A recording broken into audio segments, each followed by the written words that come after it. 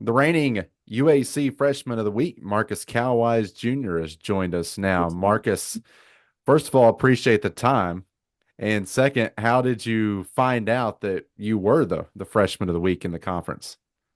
Well, I found out after after the games we have Sunday off, and then we have meetings Monday, and we had a team meeting Monday, and they just Coach Wells, he came up to me and was like, "Hey, you the freshman of week," and I was like, "Nah, Coach, I didn't know that." And then we had to end up having a meeting, and we had these little accolades, like we get these little poster boards and things and that, and we end up on the big screen. He showed that I got freshman of the week, and I was real surprised. And it was really I was just happy that I got it. Really, it was surreal.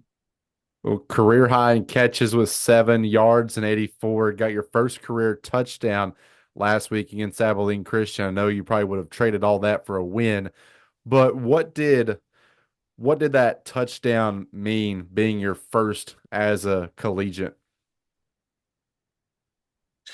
It meant a lot. It was a long time coming. I feel like we got a lot of good receivers on the right now, and every one of them can do anything. So it's just like being able to be called next up and be able to make a play. It's just you make it feel like you're supposed to be here. So just being able to catch that pass and scoring my first touchdown, it was real. I really didn't have no emotions because I really didn't know how to feel. And then also, when I scored, the ball knocked the wind out of me, so I couldn't even celebrate how I wanted to celebrate. So yeah, Did you have a dance planned, or how are you going to celebrate? yeah, I had a dance. I had a handshake with my teammate. We were supposed to do the handshake, but I just couldn't. I was if you watch the video, I was as soon as I scored, I looked at the ref, and then I went back down a little bit because the ball had knocked the wind out of me. So, and it just meant like when I got to the sideline, everybody was like, "You ain't celebrating the first college touchdown." I got the wind out of me. I couldn't do nothing. Let me get my breath back and then I will. Right, Well, maybe you can save that for a future date down the road. for sure. Uh, so you're Marcus Calwise Jr. Is there a little bit more pressure? Your dad, Marcus Calwise Sr., is there a little bit more pressure to carry on that name? I mean, my dad, he tell me all the time. He like he don't want to tell. He tell me, but he don't tell me. He always say like, man, when I was young, like I was cold. You wasn't better than me. So he always say that because he want to give me that chip on my shoulder to be able to like being able to play hard. But he also tells me like, man, you one of the coldest players I've ever seen play. And like just hearing that from my dad, it give me that excitement. It give me that push to want to play the game even more. I had a love for the game of the football. So carrying that name, it's a big responsibility. I feel like. So yeah. Now, in college athletics in 2024, typically a lot of freshmen don't make an immediate impact in their first year. How have you been able to make such an immediate impact on this EKU offense? The older guys, I want to say, and the quarterbacks, they just pushing me every day. Telling me like from when I got here, Coach Cox, he told me he was like, man, you gonna work and you gonna play. Like we didn't bring you in here just to sit down and watch the game from the sideline. So I took that in. I took that a big responsibility. He told me he's like, you a freshman, but you still can push the older guys. So just having that on my shoulder and having that in my head, just thinking about that, just it made me want to play harder. Yeah. What's been the biggest difference between high school and college for you? The biggest difference, I want to say the speed of the game. Because in high school, the speed of the game is fast, but you got you got some kids that, if we're being true, we got some kids that's on the field that's really not as talented as much other players. So just coming to the college level, everybody's talented and everybody's moving fast and everybody wants a job. So they coming fast. We like you got to play fast too. So just playing the speed of the game is real. It's a big difference. That's what I see. I mean, is I'm sure the physicality is a little bit up a notch too, right? Oh yeah, of course it definitely is. It's It's Take us crazy. through your journey to get to EKU, growing up in Georgia, obviously a pretty good state to play football. What was your journey like? It can be on the field or away from the field to get to where you are now at EKU. Right. So what people don't know is I was born in Ohio, Youngstown, Ohio. So then I was born in Youngstown, Ohio. I moved out of Ohio when I was, I want to say 8, but I always played football. I played football since I was 4. So like my dad, like I said, my dad, he played football as well. My uncles, everybody. It was like we just got a football household. So I was forced to play football, but I wasn't forced because I feel like it was a good thing that I was forced to play football at a young age because now I like the game of football.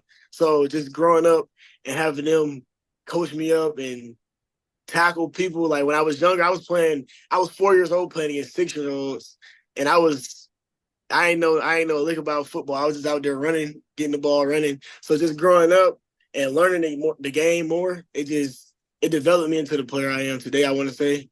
And I eventually moved from Ohio to Georgia. I played middle school football. I didn't play, so they changed the rules my 6th grade year. So my 6th grade year we played. I didn't play middle school football my 6th grade year because in Georgia it was like a rule that we couldn't play. So then the next year I moved up to 7th grade. They changed the rule to 6th graders can play in middle school. So it was just like, dang, why y'all didn't make that rule when I was in 6th grade? But nevertheless, I ended up playing my 7th grade year. I had a good year.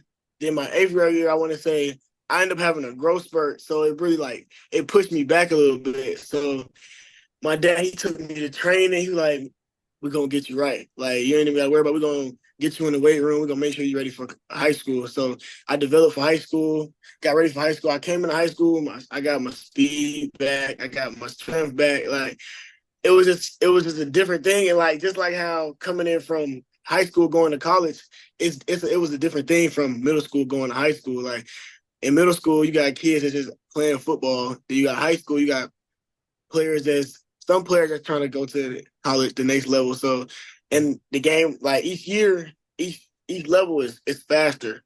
I would say that. So play high school. My freshman year, I played my freshman year of high school. And matter of fact, no, I didn't. It was the COVID year, my freshman year. And I didn't play. I ended up not playing my freshman year. I was still playing travel football. And the head coach or the strength and the conditioning coach, he told me, he was like, hey man, why you not on the field? Like, cause my dad was in his ear, and I was just, it was a bad sight for me. Like, I take that upon myself. My freshman year, I didn't play football. I didn't play high school football, but then I came in my sophomore year, and then my sophomore year up to my senior year, I started. I got my first offer. I got my second offer from EKU. My first offer was, I want to say, Arkansas State.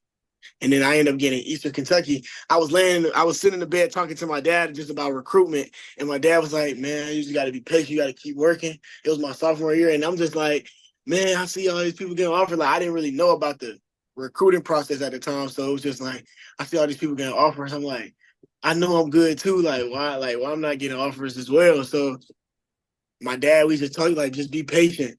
And I want to say like 5 minutes later, my coach, he texted me, he was like, hey, you just got offered by Eastern Kentucky. And I was just like, and when I got offered, I was just like, dang, I was just talking to my dad about it. But my dad, he already knew that I had got offered by Eastern Kentucky. So in my head, I'm like, man, I need, like, I want to offer, like, I'm gonna work for it. But then when I got that offer, it was just like, it was really just a blessing. Every offer that I got was just a blessing at the time. And when I got the offer, I talked to Coach Cox. He hit me up. He was like, hey, man, we love to have you. Talk to him, the recruiting process. I never stopped. I stayed in touch with Coach Cox the whole time. My 11th grade year, we played Coach Cox, Coach Cox, the receiver coach right now. We played his high school in the playoffs, and we lost to him. He was like, in the playoff, he was like, good year. He was like, good season. He was like, but it's something about the Marietta boy. Like he was just he was just chopping it up, talking about it. Then my senior year, that's when the recruiting process really slowed down for me, and I just really had to make my mind up. And I had three schools in mind. It was Eastern Kentucky, Eastern Michigan, and Liberty. And all of the schools they was texting me, hitting me up. But it was just something different about how Coach Cox he was talking to me. Like, he talked to me like he was like, when I come there, it's gonna be a family. And my grandma she always told me if you want to go to college far away, you got to make sure it's a home away from home. So when I came on my official visit, everybody welcomed me, and I just felt welcome. And I told Coach Cox when I came on my official visit, I said, "Hey, Coach, this I can see myself here for the next 3 to 4 years." And he was like, "Hey, man, I'm telling you now." He was like, "You come here as a freshman, you're gonna work." He was like, "Don't come in here thinking you're gonna redshirt because we came here, we recruited you for a reason, so we want you to play." So I want to say the next month, I end up coming to Eastern Kentucky, came on another visit up here just to talk to Coach Wells, and just he built us up. And that's just my story from me growing up until me being here at Eastern Kentucky right now. So Coach Cox still remembers that game, right? And I'm sure Yeah, he lets you remember. I won that game. yeah, man. Yeah. I was heated because we lost. I'm just like, man, it was playoffs. We lost, and the crazy thing about it is we really should have beat them. But the game before that, the team we played, they wasn't making it to the playoffs, so they tried to fight us, and they fought majority of our best players, and they got them kicked out of the game. So we was down a lot of good players. Played the No next way. game, man. It was just bad. Wow. Things get intense here. Yeah, So for man. a lot of athletes, at least they make it appear like their whole career has been smooth. They've been the top guy. Did you ever face any type of challenges growing up, whether it was in your personal life or on the football field? My whole life, I never been one of the kids that was just, oh, I'm gonna pick him. Like, I was always the kid that had to work for it, and I feel like for me, that really built me and built my character into the person I am today.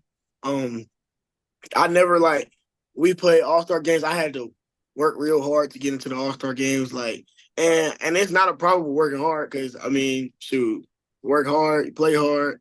It's just that's just what it is, but I always had to work hard, and I had people, and I just always thought, like, me being young, I was just always like, damn, like, why I don't get the same treatment that other players get, like, but it was just always because they had like their parents or the coaches that they were around or involved with, they had connections and they got their name out there. So me just being the underdog that I was, like, I was always the underdog growing up until now, and I always feel like I am, like, that's just the character that I have now, like me being at EKU, I feel like I'm the underdog. And I know your uncle probably played a huge role in that. I want to say he talked to me. He was like, man, because he played defensive back. So him just talking to me, just telling me like, hey, like this is what DB's gonna do when you do this. This is what DB's gonna do when you do that. So like just him having an impact on my life and just telling me like giving me the kinks and the things that I didn't know and I probably wouldn't know now. So him just giving me the information that I needed and it sprouted me up until now. What's been the way that you have established a connection working with a new quarterback this year in Matt Morrissey? Uh, Definitely. Well, I want to say actually him coming in being a transfer quarterback, he came in and he came to me was like, hey man, like if you want to play, you gonna play. Like he came to me first. He was like don't nobody got a job right now. If you want to start, you're gonna start. So just building that connection from when I first got here and just I'm hitting him up, hey, like asking him things because he's an older guy. So it's just he know more things than I do in college. So asking him how this coverage looks and getting extra catches with him after practice, that's a connection that we built. Off the field, I hear you're a pretty good cook. Is that accurate? Oh yeah, I know how to cook. My grandma, she taught me how to cook a lot of stuff. Well, do you have a favorite? I want to say my favorite dish is salmon, yellow rice, and greens. Okay, not a bad combo. Not a bad combo. What else do you like to do off the field? Uh, Being in Kentucky, it's nothing really to do. So I really like when I was in Georgia. I would say the only thing I did was cook. Like I'm not a party person. I never been to a party ever. So I just stay in the house. It's football, school, or cooking, or spend time with my family. Yeah. In the end, those are all the important things. Well, Marcus, Yeah, definitely. thanks so much for your time. I greatly appreciate it, and it's great to talk with you. And best of luck on Saturday on homecoming. Yes, sir. I appreciate you.